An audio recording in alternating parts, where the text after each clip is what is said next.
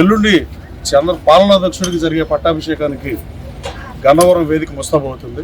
ఏర్పాట్లు బ్రహ్మాండంగా జరుగుతున్నాయి. మీరు చూస్తున్నారు, రేపు ఈవినింగ్ కల్లా అన్ని ఏర్పాట్లు కంప్లీట్ అవుతాయి. వచ్చిన అతిథులకి Telugu Desam party, Janasena party, BJP party నాయకులకి, కార్యకర్తలకి ఏ పనులు లేకుండా ఏర్పాట్లు జరుగుతున్నాయి.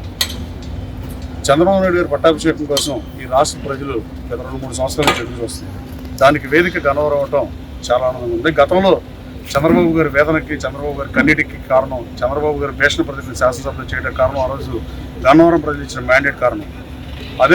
అదే గన్నవరంలో చంద్రబాబు గారు మళ్ళీ 4వ ముఖ్యమంత్రిగా, 2 సార్లు ఉమ్మడి రాష్ట్రాన్ని, రెండోసారి విభజిత ఆంధ్రప్రదేశ్ రాష్ట్రానికి ముఖ్యమంత్రిగా ప్రమాణ స్వీకారం చేయడానికి మా గన్నవరం వేదిక అవడం అదృష్టంగా భావిస్తూ, రాబోయే కాలంలో చంద్రబాబు నాయుడు గారికి నన్ను ఈ నియోజకవర్గ ప్రజలు గిఫ్ట్గా ఇచ్చిన పరిస్థితి గెలిపించి, చంద్రబాబు నాయుడు గారు ఈ నియోజకవర్గానికి రిటర్న్ గిఫ్ట్ ఇస్తారు. అది అభివృద్ధి రూపంలో, అభివృద్ధి దిశగా గన్నవరాన్ని పొరుగులు పెట్టిస్తారు.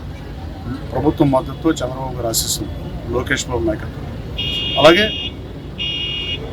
అయోధ్య ప్రజలు శ్రీరాముడు వనవాసాన్ని ముగించుకుని వచ్చినప్పుడు అయోధ్య ప్రజలు బయటకు వచ్చి శ్రీరాముడు పట్టాభిషేకం కోసం ఎలా ఎదురు చూశారో, అలాగే ఈ రాష్ట్ర ప్రజలు చంద్రబాబు నాయుడు గారి పట్టాభిషేకం కోసం ఎదురు చూసే పరిస్థితి. అది ఎల్లుండి చంద్రబాబు గారి పట్టాభిషేకం, అలాగే ఆంధ్రజాతి కీర్తి పతాక అభివృద్ధి విధాత, అలాగే ఆగిపోయిన అభివృద్ధిని ఇక సాగిపోవాలంటే చంద్రబాబు నాయుడు గారే ముఖ్యమంత్రి అవ్వాలని ఈ రాష్ట్ర ప్రజలు నమ్ముతున్న భవిష్యత్తు రీతిలో భారీ ఓట్ల వ్యత్యాసం ఉంది. అలాగే ఎప్పుడు రాని మెజారిటీ ఇచ్చిన పరిస్థితి. నేను 94 రిపీట్ అవుద్ది, ప్రధాన ప్రతిపక్ష హోదా రాదని మరి మీడియా సమావేశాలు చెప్పాను.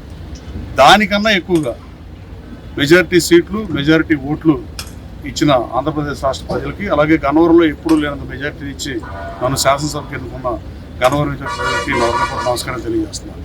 నేను ఆ రోజే జగన్మోహన్ రెడ్డి గారికి చెప్పా, గన్నవరం ప్రజలు నాకు అన్యాయం చేయరు, నీ రాజకీయ అపాయింట్మెంట్ నాకు అక్కర్లా, గన్నవరం నుంచి నువ్వు పులివెందు నుంచి శాసనసభకు వస్తావు, నేను గన్నవరం నుంచి శాసనసభకు వస్తాను, శాసనసభను నేను కలుస్తానని చెప్పాను.